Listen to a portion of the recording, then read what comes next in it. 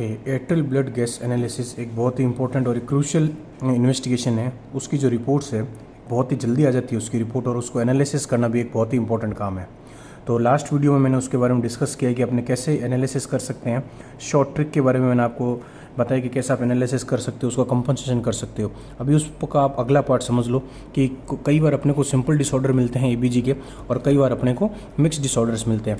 तो mix disorder मतलब बहुत ही क्रिटिकल पेशेंट्स में होते हो, तो उनमें डायग्नोसिस करना बहुत ही ज़रूरी होता है, और एज सुन एज आप डायग्नोसिस करोगे तभी आप ट्रीटमेंट कर पाओगे। तो सबसे पहले स्टेप मैंने आपको लास्ट वीडियो में बताया था कि आपको एबीजी देखते ही आपको डरना नहीं है, ठीक है।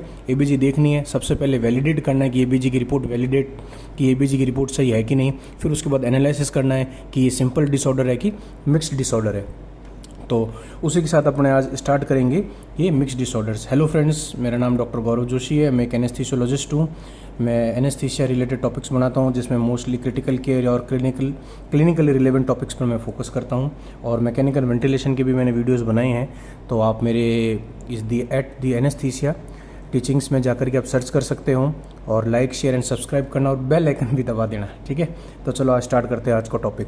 तो लास्ट वीडियो के एक ब्रीफ में 2 सेकंड में मैं आपको बताता हूँ कि अगर आपकी पीएच में कुछ चेंजेस हैं और दोनों एक ही डायरेक्शन में होने चाहिए तभी वो सिंपल डिसऑर्डर होगा, ठीक है। मान लो पीएच कम है, बाइकार्बोनेट कम होगा और PaCO2 कम होगा। अगर एक डायरेक्शन में है बाइकार्बोनेट और PaCO2 तो वो सिंपल डिसऑर्डर की कैटेगरी में आएगा। या दूसरी कंडीशन, मान लो पीएच नॉर्मल है, आपने किसी पेशेंट की देखी पीएच नॉर्मल है लेकिन बाइकार्बोनेट या और PaCO2 इंक्रीज है, मतलब ठीक है, तो CO2 और बाइकार्बोनेट इंक्रीज है ना, मतलब इसका मतलब कंपनसेशन हो रहा है। उस कंपनसेशन की वजह से वो पीएच नॉर्मल आई है। आगे बात समझ में, कंपनसेशन होगा तो वो एक ही डायरेक्शन में होगा। अगर अपोजिट डायरेक्शन में हो रहा है इसका मतलब मिक्स डिसऑर्डर है। इस बात को समझ में आ गए तो अपने आगे चलते हैं। मिक्स डिसऑर्डर में केवल 5 ही वेरिएशन मिलते हैं अपने को। उन 5 में से भी अपने को मोस्ट कॉमन इनकाउंटर्ड अपने 3 या 4 ही होते हैं, उसी को अर्ली डायग्नोसिस करना रहता है अपने को। अगर अपने डायग्नोसिस नहीं कर पाते हैं तो अपने मिस आउट कर देंगे, तो इसके लिए अपने को उसके कॉजेज़ भी ध्यान होने चाहिए। तो चलो सबसे पहले अपने स्टार्ट करते हैं कि आपने पीएच को ना देख के सबसे पहले बाइकार्बोनेट और PaCO2 देखो। अगर एक ही डायरेक्शन में चल रहे हैं तो मान के चलो कि सिंपल डिसऑर्डर है, पीएच कुछ कम या ज़्यादा होगी एक ही। अगर अपोजिट डायरेक्शन में है और पीएच नीचे है तो आपको पता है कि ये मिक्स डिसऑर्डर है। अब देखो पीएच कम है इसकी, तो आप एसिडोसिस होगा। अच्छा ये बताओ बाइकार्बोनेट किस में कम होता है? मेटाबॉलिक कंडीशन में, ठीक है। और PaCO2 किस में इंक्रीज होगा? रेस्पिरेटरी एसिडोसिस होगा, उसमें इंक्रीज होगा। तो ये बात आपके आगे समझ में कि इस पेशेंट को metabolic acidosis plus respiratory acidosis है। अभी ये 5 मिनट बाद में अपने इनके कॉजेज़ भी पढ़ेंगे। तो ये बहुत ही क्रिटिकल कॉजेज़ होते हैं, तो ये पेशेंट सर्वाइव नहीं कर पाते हैं। अगर किसी पेशेंट के अंदर ये आपको मान के चलना है कि जो 7.35 to 7.45 बहुत ही नैरो रेंज है, इसके अगर 0.1 भी मतलब 7.1 भी आ जाए ना तो बहुत ही सीरियस कंडीशन होती है पेशेंट की, वो सर्वाइव नहीं कर पाते हैं। अगर आपने विदिन आवर और 2 आपने एक्शन नहीं लिया तो पेशेंट सर्वाइव नहीं कर पाएगा ना। तो आपको इस बात का ध्यान रखना है। तो सबसे पहले आपने देख लिया कि सिंपल डिसऑर्डर नहीं है, मिक्स डिसऑर्डर है। तो मिक्स डिसऑर्डर में पीएच कम है तो ये मतलब एसिडोसिस होगा। बाइकार्बोनेट कम है तो क्या होता है? Metabolic acidosis. PaCO2 अब एक ही इंडिविजुअल करना, PaCO2 किस में इंक्रीज होता है? PaCO2 इंक्रीज होगा अपने रेस्पिरेटरी एसिडोसिस में। ये ध्यान है आपको। मेरे लास्ट वीडियो में मैंने मैकडी एक ट्रिक बताई थी, मैकडी से आपके सारे क्वेश्चन सॉल्व हो जाएंगे। तो ये कंडीशन आपको समझ में आ गई कि ये respiratory acidosis plus metabolic acidosis है। अगला, अब पीएच इंक्रीज है। ये क्या बुक में भी आपकी टेक्स्ट बुक में दे रखे हैं, पर बहुत ही हैपेजार्ड्स हैं, तो मैंने इनको एक पेज में बनाया है। तो इसकी वजह से आपको क्या है कि ये अगर आप पेज आप भूल भी जाओ ना, अपने हाथ से लिख लेना, या इस वीडियो को यहाँ पर पॉज करके स्क्रीनशॉट ले लो इसका। उसकी वजह से आपको क्या रहेगा कि आपके पूरा समझ में आ जाएगा। इस वीडियो को लास्ट तक देखना, क्योंकि मैंने इनके कॉजेज़ भी बताए हैं। कॉजेज़ भी एक जगह रख दी, भाई इतना आपको याद रखना पड़ेगा, क्योंकि क्रिटिकल केयर कंडीशन में आपको उनके कॉजेज़ भी पता होगा ना, तो आप वैसे डायग्नोसिस कर पाओगे भाई इसमें मिक्स डिसऑर्डर है कि नहीं। चलो आगे चलते हैं। पीएच इंक्रीज है तो एल्कोलोसिस, ये बाइकार्बोनेट किस में इंक्रीज होता है? मेटाबॉलिक एल्कोलोसिस में। और PaCO2 किस में कम होता है? PaCO2 किस में कम होगा? रेस्पिरेटरी एल्कोलोसिस में। ये आपने को पता ही है। तो ये भी मिक्स डिसऑर्डर हो गया, metabolic alkalosis plus respiratory alkalosis. ये अपने 2 डिसऑर्डर। ये आपको एक बार आप इस वीडियो को सुन लोगे तो वापस इसको रिवाइंड करना, 1.5x पर सुनना, आपको लिखना नहीं है, बस आप सुनते जाओ मैं बोल रहा हूँ। अब देखो क्लिनिकली जो आपके एनकाउंटर होगा ना पेशेंट में, उसका आगे पीएच नॉर्मल आएगी। क्योंकि अगर ये कंडीशन आ रही है ना, increase pH, increase bicarbonate, decrease PaCO2, ये मान के चलो कि पेशेंट बहुत ही सिक है, तो ये मैनेज नहीं हो पाएगा, पेशेंट एक्सपायर हो जाएगा, ये मान के चलो। तो आप आपकी जो इनकाउंटर होगी मोस्ट कॉमन ये होगी इंक्रीज, ये डिक्रीज के अलावा नॉर्मल पीएच, ये बहुत मोस्ट कॉमन होगा। नॉर्मल पीएच है पेशेंट की, नॉर्मल पीएच है, बाइकार्बोनेट और PaCO2 डिक्रीज है। अगर इसकी जगह इंक्रीज पीएच होती ना, तो इंक्रीज पीएच होती तो अपने फिर भी कुछ ना कुछ करते। अब बात ये आ रही है कि दोनों एक ही डायरेक्शन में और पीएच नॉर्मल है, इसका मतलब है कुछ ना कुछ कंपनसेशन चल रहा है। अब कंपनसेशन क्या चल रहा है? अब नॉर्मल, अब मान लो अगर ये नॉर्मल आ गई ना, इसका मतलब रेस्पिरेटरी का मेटाबॉलिक होता है और मेटाबॉलिक का रेस्पिरेटरी होता है, ठीक है। तो बाइकार्बोनेट डिक्रीज किस में होगा? रेस्पिरेटरी नहीं, सॉरी, बाई मेटाबॉलिक एसिडोसिस में कम होता है। अब इसका कंपनसेशन में क्या होगा? रेस्पिरेटरी अल्कलोसिस, ठीक है, तभी नॉर्मल पीएच चाहिए। इसको कंपनसेशन करने के लिए रेस्पिरेटरी एसिडोसिस, वो रेस्पिरेटरी अल्कलोसिस होगा। नॉर्मल पीएच है, डिक्रीज बाइकार्बोनेट, डिक्रीज PaCO2, तो पता लगे एसिडोसिस है, अभी कम हुआ मेटाबॉलिक एसिडोसिस, ठीक है। मेटाबॉलिक एसिडोसिस और PaCO2 किस में कम होता है? रेस्पिरेटरी अल्कलोसिस में। अगर नॉर्मल आएगा ना, जो ये होता है ना, उसका अपोजिट है। जैसे मेटाबॉलिक एसिडोसिस का उल्टा क्या होगा? मेटाबॉलिक का रेस्पिरेटरी एंड एसिडोसिस का अल्कलोसिस। अगर नॉर्मल पीएच आए और दोनों एक ही डायरेक्शन में कम हो, तो मतलब एक का कंपोनेंट रीनल का पार्ट रेस्पिरेटरी करेगा, रेस्पिरेटरी का रीनल करेगा, मतलब एग्जैक्ट वो अपोजिट होगा। नॉर्मल पीएच है, इंक्रीज बाइकार्बोनेट और इंक्रीज PaCO2, ये मैंने एरर हो गया, ये है इंक्रीज PaCO2।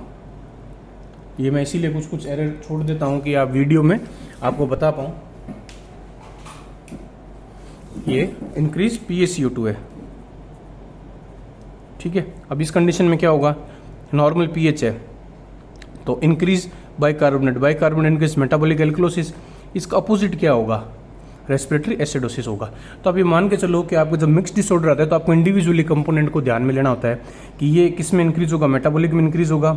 और PaCO2 किस में इंक्रीज होगा? PaCO2 एसिडोसिस में इंक्रीज होगा, तो वो होगा रेस्पिरेटरी एसिडोसिस में इंक्रीज होगा।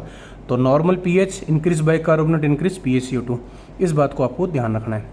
तो आपको इस वीडियो को वापस देखना, आपको ये समझ में आ जाएगा। मैंने अगर आपको नहीं समझ में आए तो मेरे को आप कमेंट करना, मैं वापस और अच्छी तरह से एक्सप्लेन करने की कोशिश करूंगा। लेकिन आप अगर इस बात को एक बार लिख लोगे ना किसी पेज पर, आपको समझ में आ जाएगा। एक नियर नॉर्मल पीएच है, नियर नॉर्मल बाइकार्बोनेट है, तो और ये डिक्रीज क्या बोलते हैं, डिक्रीज बाइकार्बोनेट है, ठीक है।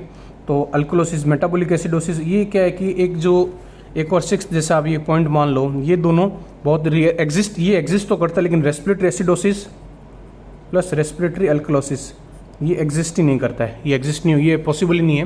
तो ये भी क्या है कि 5th पॉइंट भी आपके नियर नॉर्मल पीएच है और नियर नॉर्मल बाइकार्बोनेट है, और डिक्रीज ये है, डिक्रीज PaCO2 है। तो ये metabolic acidosis plus metabolic alkalosis होगा।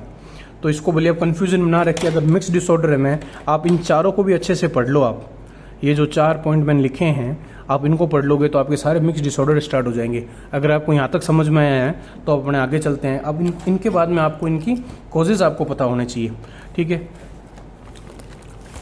इनके कॉजेज़ आपको पता होने चाहिए। कॉजेज़ क्या है कि जैसे नॉर्मल पीएच है, पीएच नॉर्मल आ गई, जो मोस्ट कॉमन इनकाउंटर्ड इस तरह के कंडीशंस आपके हो गए। मोस्ट कॉमन ये हो गया जो मैंने आपको पहले बताया था कि नॉर्मल पीएच है, डिक्रीज बाइकार्बोनेट, डिक्रीज PaCO2, मतलब बॉडी ने एक्टिविटी स्टार्ट करी और पीएच को नॉर्मलाइज किया है।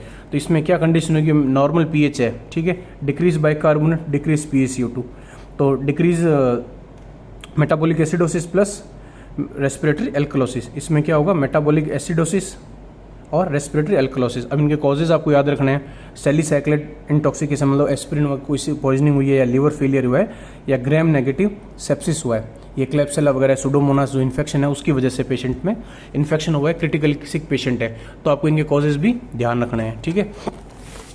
वापस वही, ये जो मोस्ट कॉमन जो नॉर्मल पीएच वाले नहीं, आपके क्लिनिकल इनकाउंटर होंगे। Normal pH, increase bicarbonate, increase PaCO2, तो क्या किस कंडीशन में हो सकता है? कोई COPD पेशेंट, मतलब क्या हो गया? इंक्रीज किस में होगा? मेटाबॉलिक एल्कलोसिस में, और मेटाबॉलिक एल्कलोसिस का अपोजिट क्या होगा? रेस्पिरेटरी एसिडोसिस, ठीक है। ये COPD with diuretics, metabolic alkalosis with severe hypokalemia with respiratory weakness leads to hypoventilation. तो ये 2 कंडीशन है।